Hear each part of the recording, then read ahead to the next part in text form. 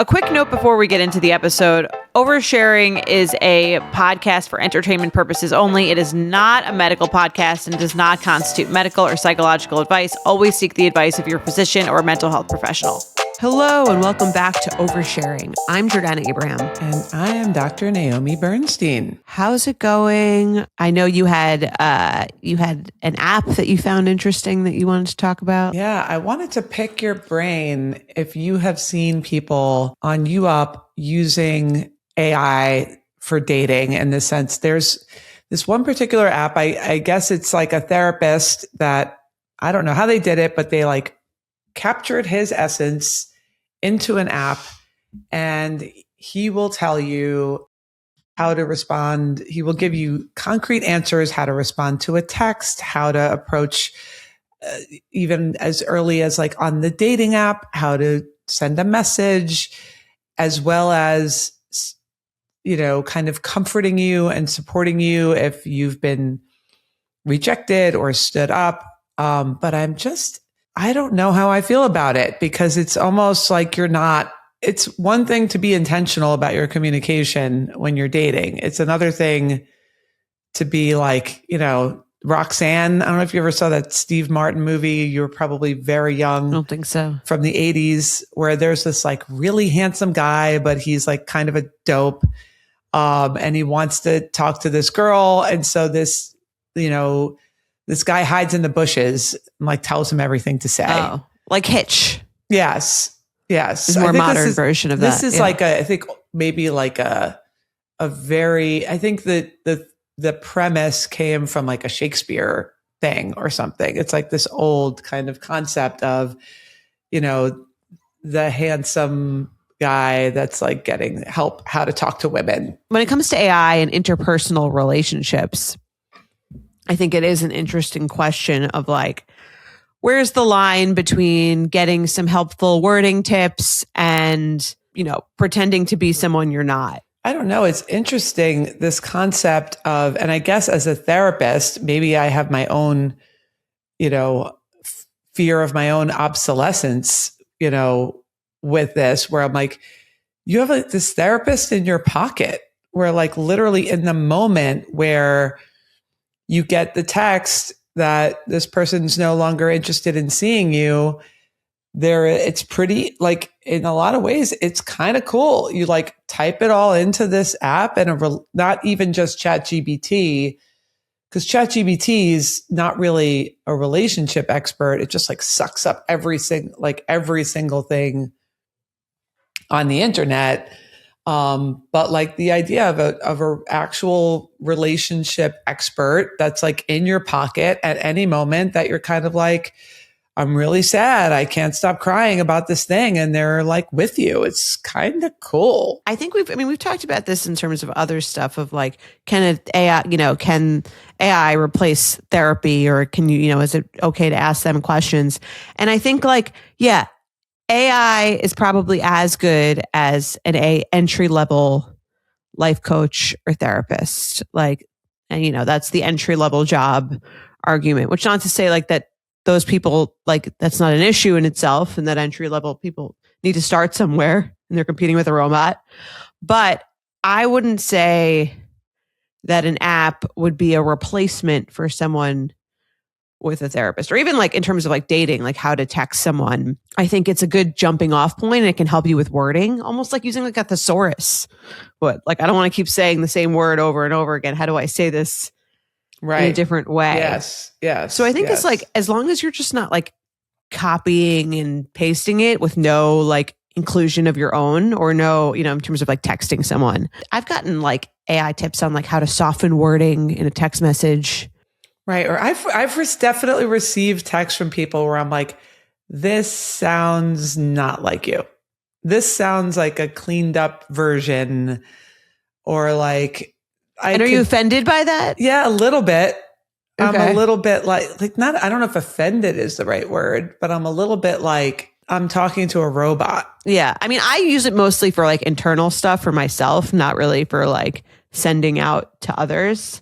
And it does annoy me when I see something that isn't like, I don't mind AI for like helping you, but I think it should feel like you. Right. When you're actually like connecting with someone. Right. Like a better spelled version of you, like a you that's maybe like a little bit more clear in your communication or something. But I don't think it should sound like it's not from you. It should sound like it's from a robot. And you can take some aspects of something that are helpful. It's like spell check. Like, should you never learn how to spell? No. But is it like a useful tool for just like buttoning things up and kind of just like going, using a helpful tool? I think that's fine. I think it's like so much of it is just about the way you use it. I do find that like internally for ChatGPT, and I use ChatGPT for a lot of pregnancy questions. And part of me in the beginning was like, what's the difference between this and just like Google or even like the Google AI thing in ChatGPT? And when I found that ChatGPT has that Google doesn't, is like a little bit more of a personal factor. Yes, like that's a great question. Right. Or like it's totally normal to feel anxious about that. Mm-hmm. Or like, do you know what I mean? It'll be like, don't worry. Like if you Google something, it'll be like, can I eat this? It'll be like, no. Studies have linked to like whatever. Right. Like it's kind of like yelling at you, the Yes. Google one.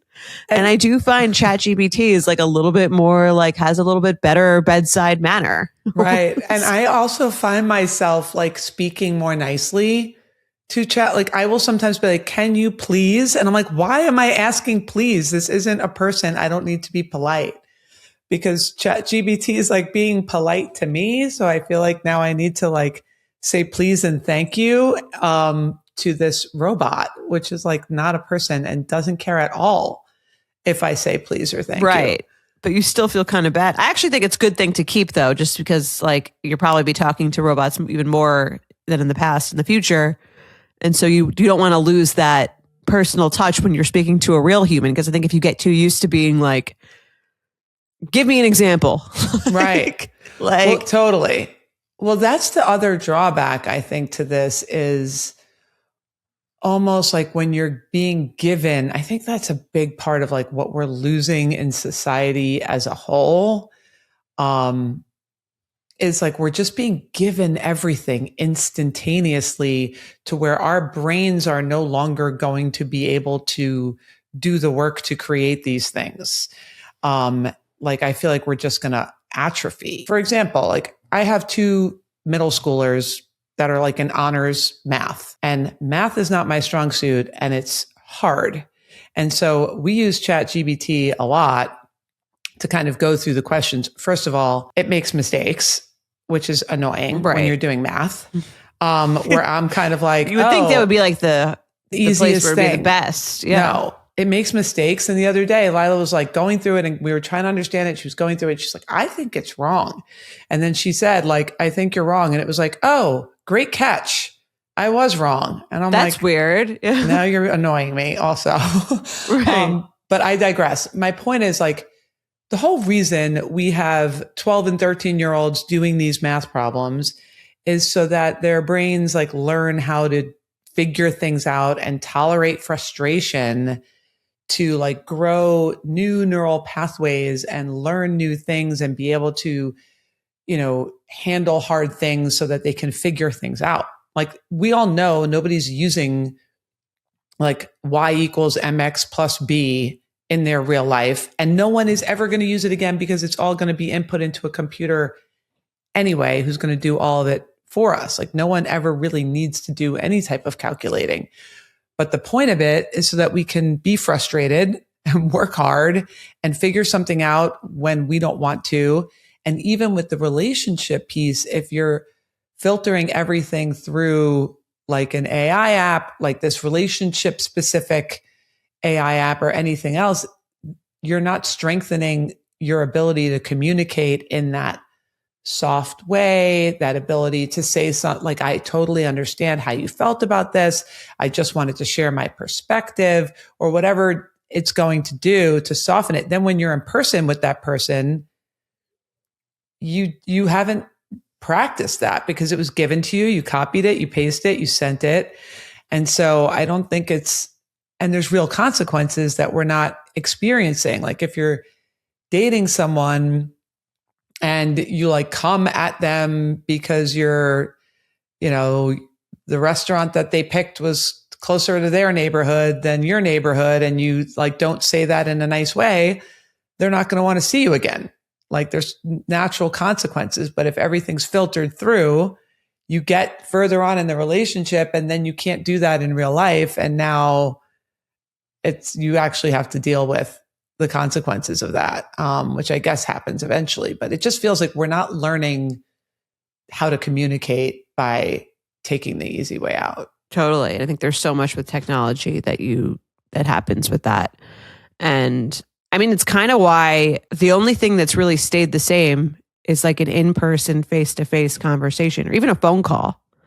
Like that's sort of the most valuable form of communication. And people are like, the more, as time goes on, they're more and more hesitant to do it. It used to be the only way you could talk to someone, but like giving someone your full attention in a face-to-face meeting is sort of like the gold standard of anything. And it's because it's very authentic and because you get tone and because it's like, even when texting, like sometimes you like, and the nice part of texting sometimes is that you can think about it and you can word it the way you want, as opposed to how it comes off. But even that takes away a little bit of a reality of how two people are feeling. Yeah. And there's something also about like sharing energy in the same place at the same time. That's kind of the definition of connection in some ways. Like I could send you this text message, you read it 2 hours later, you respond 2 hours later, then I read it 2 hours after that. And like, is that connection? Because it's very different than we are both experiencing the emotion about this interaction at the same time in real time, which I think it's that unspoken thing that makes a phone call or an in-person interaction just feel different and special. More intense. Yeah. It's like we are doing this together. I'm seeing you react to me. I'm reacting to you. We are having these feelings about each other together at the same time, which is very different than this delayed, more curated thing. Thing. But again, I don't think it's like evil. I think it's very helpful in a lot of ways, especially for things that don't necessarily need an in-person feeling. Or like, I know a lot of people who use ChatGPT to like write reviews, like assessments, end of the year assessments for people. You don't really need to connect here. You just need the feedback. Totally. So I think there's certain instances where it makes more sense than others. But yeah, I don't think it's going to replace, I think that level of dating or that level of communication or that level of connection cannot really be replaced by that. Right. So again, it'll replace already superficial things, but I don't think if it's real, it's going to be that helpful. If someone's really your match, you're going to be able to text them without it. Yeah, I feel we had that listener a few months back that wrote about like her, ruminating fears about AI. And yeah, I get it. It's a weird, and the better it gets, the more it feels like I could see how this could kind of be tempting. I could see how you could date Siri. Or right. Date ChatGPT. It understands me. I really want to know. I would love to talk to someone because I know that it pulls from the entire internet, but someone's programming it to say, what an insightful question. Or like someone's programming it to be a little bit like manipulative. Like more human sounding. Yeah. Human sounding, but like it's in the most positive, like, you're the best. I love your questions. Right. It's like a little creepily. Well, but it's nice. It makes you like feel it makes you feel validated. Yes, like totally. But it's like not even a person. It's so creepy. I know. And I mean, the fact that it's wrong is also scary too. Because I just assume. Which is weird. I assume everything it says is correct. So, but who is right all the time? Anyone you ask? No, I don't know. It's true. It's nice for subjective questions too, like emotional questions where you're kind of like, okay, you're kind of pulling the data and you're making this decision sort of based on the data, even though it is like an emotional decision. It feels a little reassuring. So I get it. I might need to learn how to do plumbing or something, because I think at some point it's going to be so easy to just get all the validation and all the, all the answers from this machine, which is crazy. Not at your level. Yeah. I mean, look, it's the connection is important. The in-person, the like real time human connection, I think cannot be replaced. So I agree. I mean, it's like those like customer service, when they're like, you can text a member of the team for customer service or you can call. I'm always like, I don't want to text them. I always wind up very irritated, even unless you have like the most straightforward, easy question, like that really can't replace a person. I need to like speak to a person about this. Anyway, the relationship specific app was very interesting to me because it was like, probably takes whatever ChatGPT has in terms of relationship and dating and like really enhances that. So cool ideas. I'd try it, see what it can do. I think for a person with very limited social skills, it probably would be helpful. Totally. All right. All right, let's get into our emails.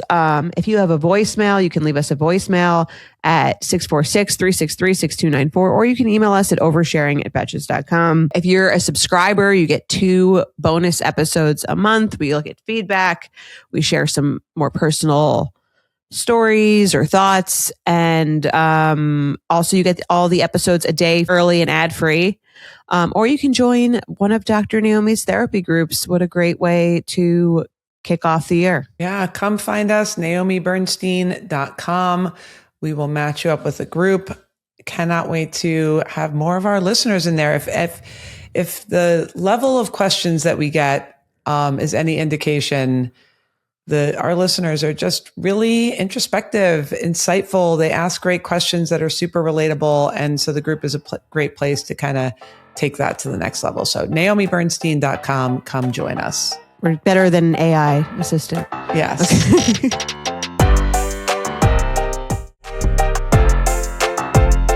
Let's do an overshare. I'll read it. Hi, Jordana and Dr. Naomi. I love the podcast and always find comfort in your advice. So I'm hoping you can help me out now. I have had a recurring urge for my entire adult life to completely upend everything, strike out on my own, and start anew. I'm 30 and in an 8-year relationship, and we've had a dog for 6 of those years. I would say that 85 to 90% of the time, I'm completely content with the life we've built together. I truly love my partner. He is my best friend. We get along really well, have shared interests, and have had so many amazing experiences together. The idea of not being with him and this life we've built is genuinely upsetting. But I can't shake this feeling that I want to be free and untethered, with no partner, no dog, no rent, no responsibilities. I think there are a few things that make me feel this way. 1, I'm a very independent person and I love to travel solo. On these trips, I feel like the best version of myself, adventurous, confident, social. I feel like it's what J&J called out-of-town confidence, and it makes me think that being on my own long-term would be comparable. I know this isn't true, but it's still an exciting idea to fantasize about. And I imagine that it's better than what I have now. 2, I think COVID really had an impact on my life in ways I didn't realize at the time. In March of 2020, we had just gotten our puppy. We're living in a 1-bedroom apartment and my partner was working nights. So basically for 2 years, I was a stay-at-home puppy mom who spent her nights and some weekends alone.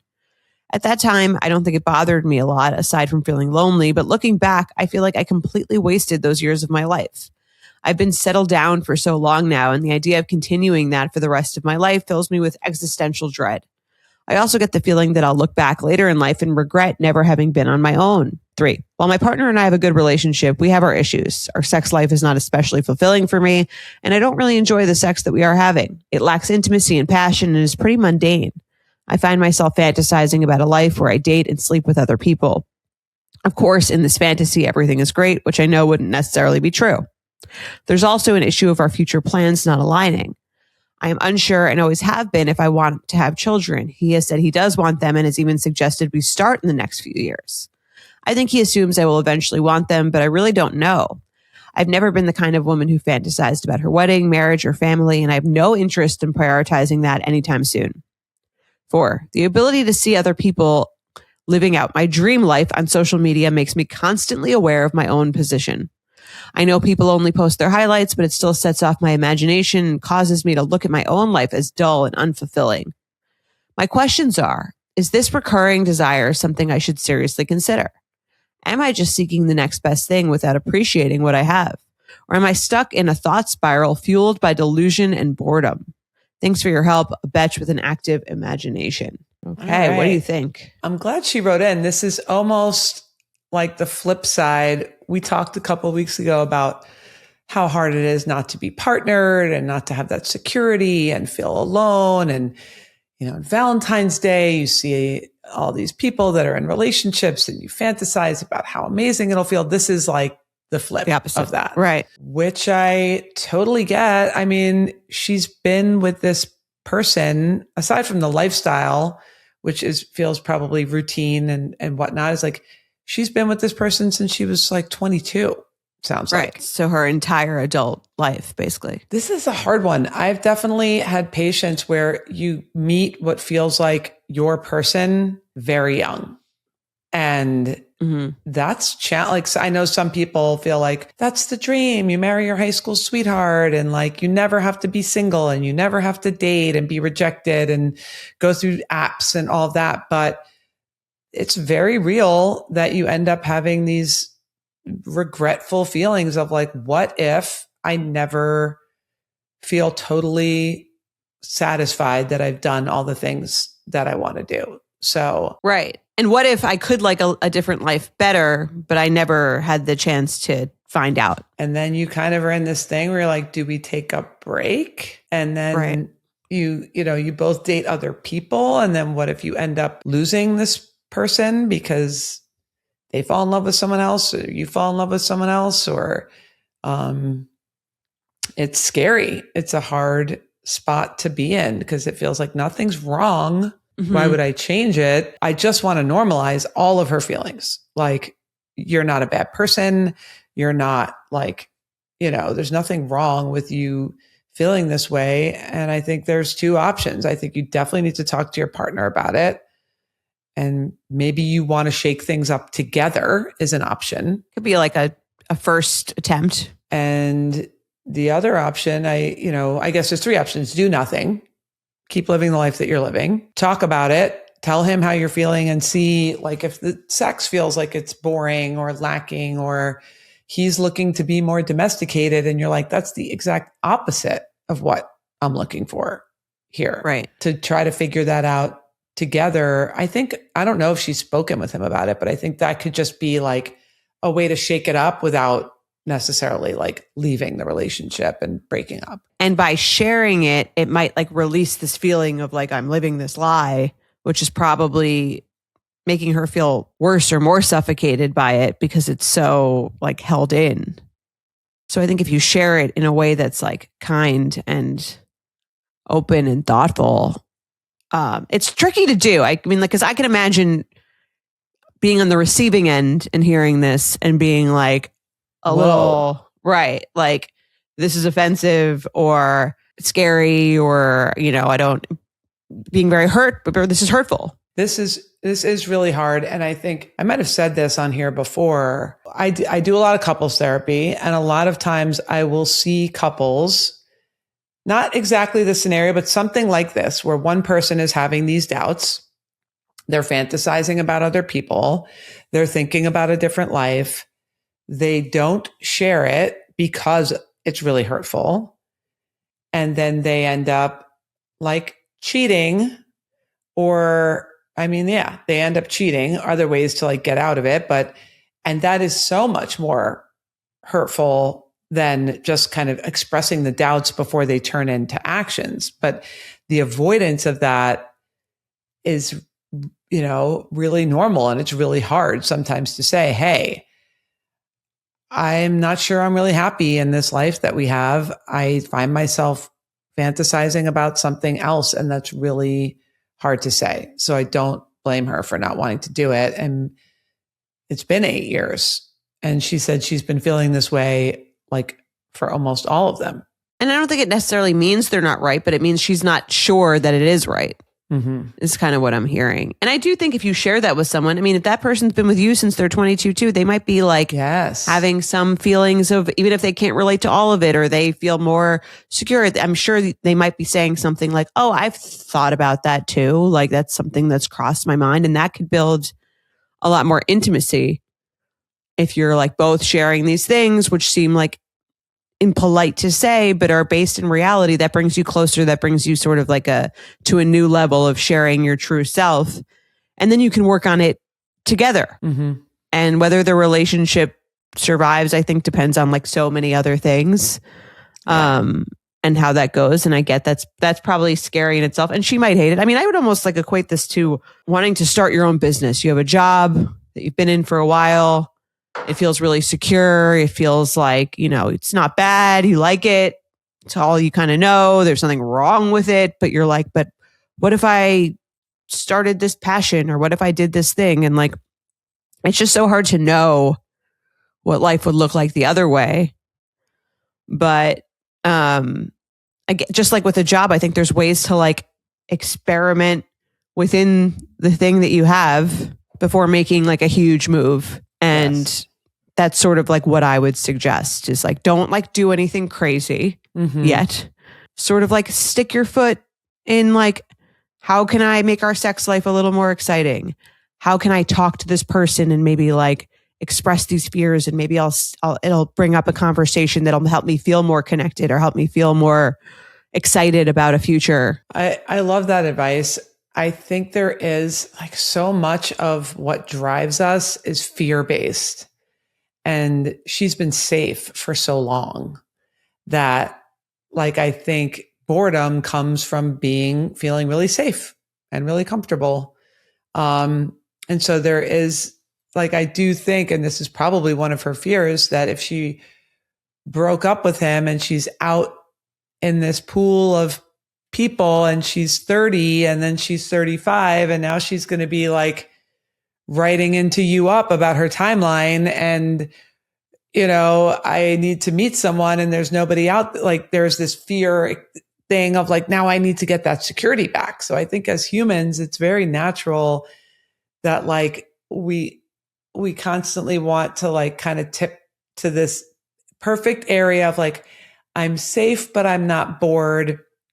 And I'm seeking, but I'm not too frustrated. Right. It's kind of like what you say about the love languages, where the thing that your love language is just what you're not getting enough of. Right. So she feels really safe. She feels really loved.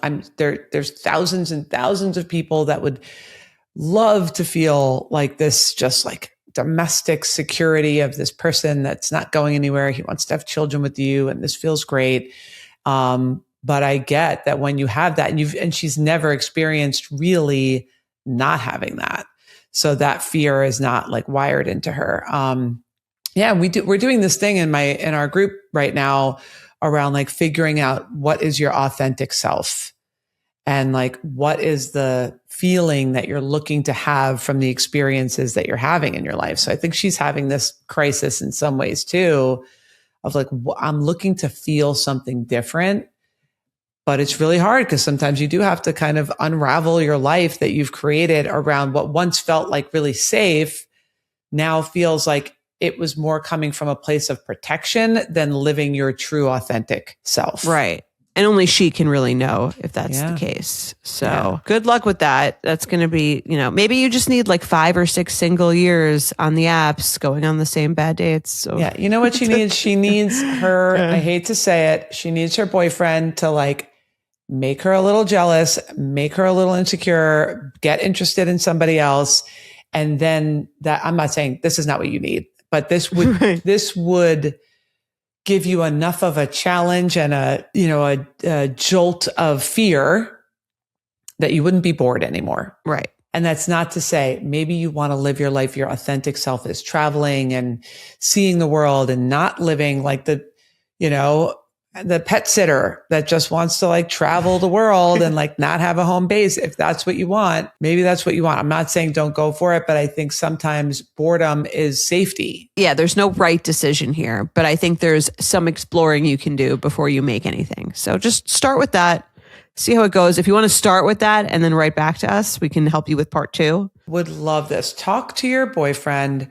Let him know how you're feeling. Maybe you want to take 2 weeks and go travel by yourself and see how that feels. That's another option. Obviously, you'd have to talk to him about that and be like, I just feel like I need to see what it feels like to be alone for 2 weeks. And maybe you'll miss him a lot and you'll hate it. And you'll be like, oh, this is actually kind of lonely. And I'm afraid that he's going to, we're not going to end up together. So I would do something to shake this up. It's been 8 years of you feeling like this. Something needs to be seen and explored here. So that's my only concrete advice around this. Let us know how it goes. Write in. We'll sure. catch up. All right, let's do Betch Assist.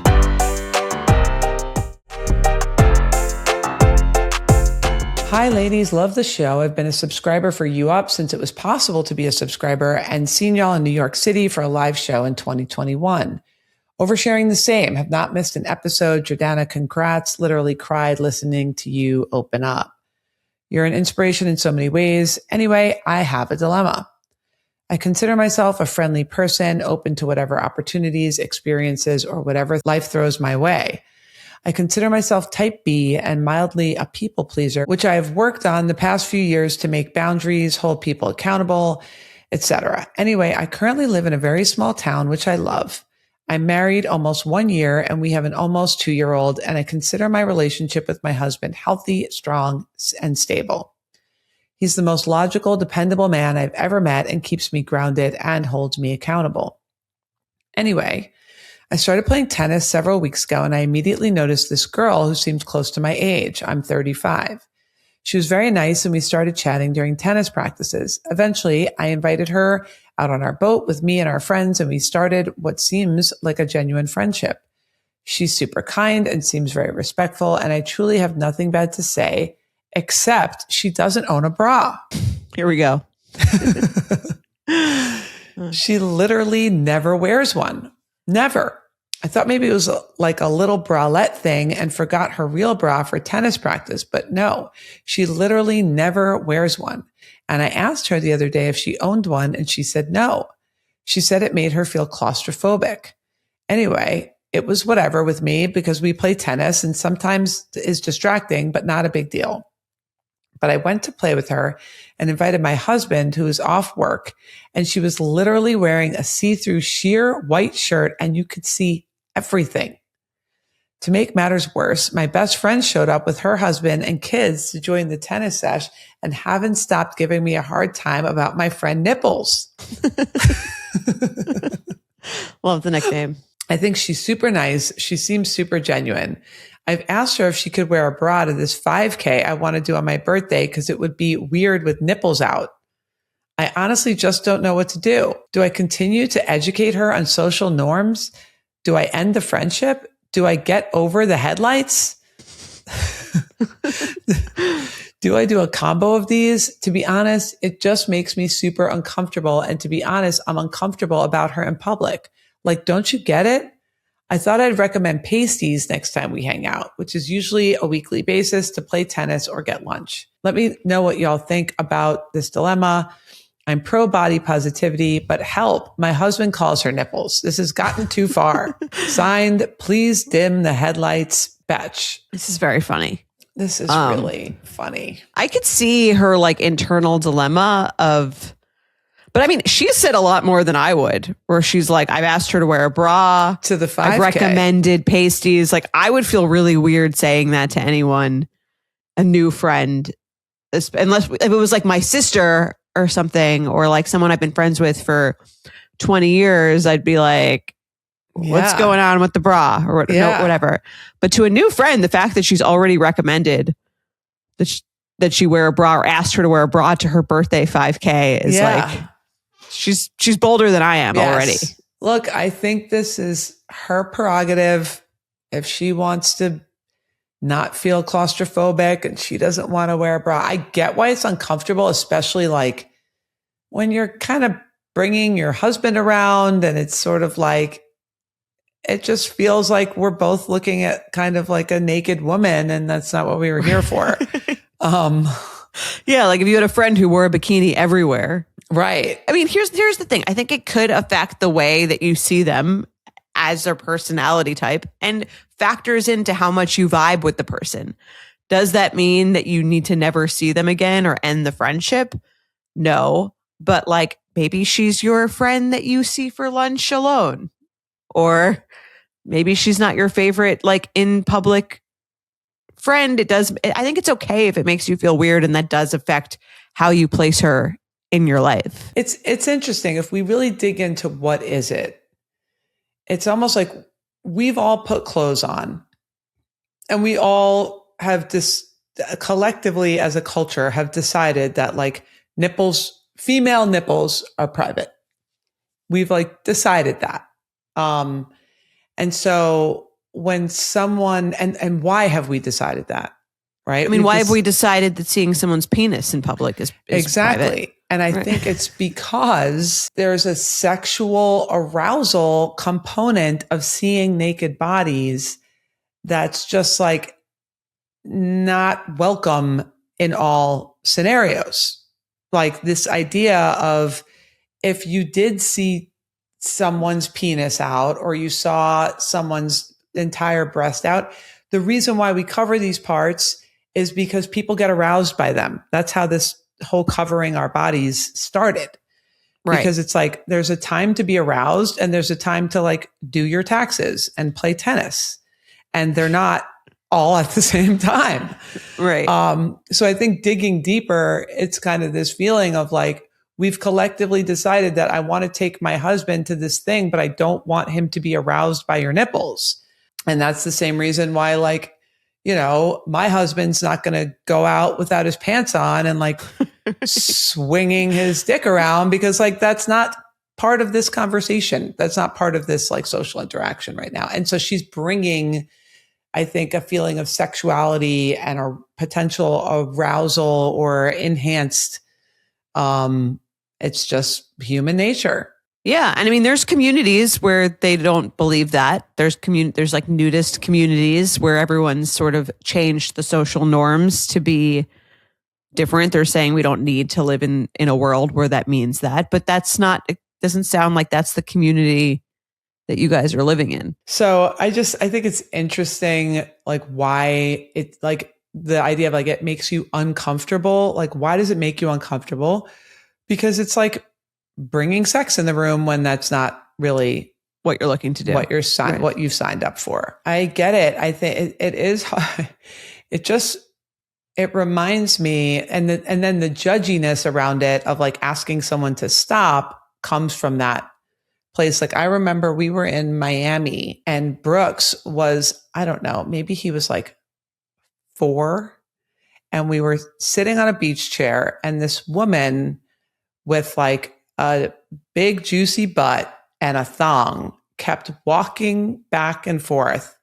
And he was 4, and I saw he just kept like staring at it. And he was like, her butt is eating her bathing suit. That doesn't look comfortable. Right? And he was just like mesmerized by it. And I was kind of like, this is like bringing sexuality in this place to my son where like, I don't know. Like I was uncomfortable that he was like staring at it. And I was like, why was her body making me uncomfortable? Because she was bringing sex into a place that like, right, I didn't want it to be. And that's more like sex than like if she was breastfeeding on the beach or something, right, which clearly serves a purpose. Yes. Or something like that. Right. And that's why I think breastfeeding does feel different than just like nipples out bouncing around playing tennis. Right. Or maybe there is a feeling of like, maybe you're kind of getting off on like just all these men, which I'm sure, and women probably, like looking at you and feeling, attracted. Well, that's kind of why anyone dresses in like a sexual way, right? Is like there is an element of and again, this doesn't mean it's bad, but like you like the attention that your body can bring to you. Right. And I can see why that makes her uncomfortable. That's why she brings up her husband several times in the email of like, that probably doesn't feel great. So what should she do? I think she's just got to deal with it. she's asked her a couple of times, which I agree. It's like bold. She's asked her a couple of times.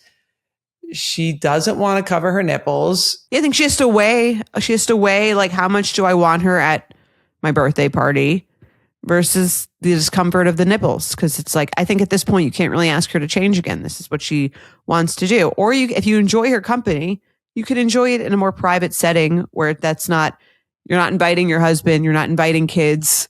You're just like seeing her, and that's something you just kind of accept about her, because it seems like this is her style. This is what she likes. I mean, if any other thing in her style, you might be like, it's not for me. I feel a little bit weird being connected to you, that you're and I think that's another aspect of it. They're like kind of making fun of her by calling her. Yeah. Because you have this friend who does this, which is like, again, I don't think it's like trying to be mean, but I'm sure that's a big part of it, is like, I don't want this to reflect on me in a way. Yeah. I brought nipples to the party. Right. Yeah. But yeah, I mean, if you brought a guy who wasn't wearing any pants to the party, everyone would be like, what's going on with you when you're inviting pantsless Joe to the event? Totally. This is really funny. Thank you for sharing it. I think, if it's part of who she is. Yeah. So it's, and I think that's how you also have someone that just dresses really revealing in general, like inappropriately to the wrong settings. And it's a similar feeling of like, you're setting the wrong kind of tone here for what I was looking for. And you have to decide, like, maybe you hang out with them in certain settings, invite her to the beach or something. I don't know. Invite her to the spa, to the female, to the topless spa. To the nude beach in Europe. I do appreciate the chuckle. And it really does. It just like makes me think about why it makes people uncomfortable, and sexuality and partners. And, it's interesting why, like it is just a tough spot where we're kind of like, this just is. I mean, it's not her style. That's the other thing. It's like, and that's a friendship. Again, that's factored into, I think it's okay for that to factor into a friendship.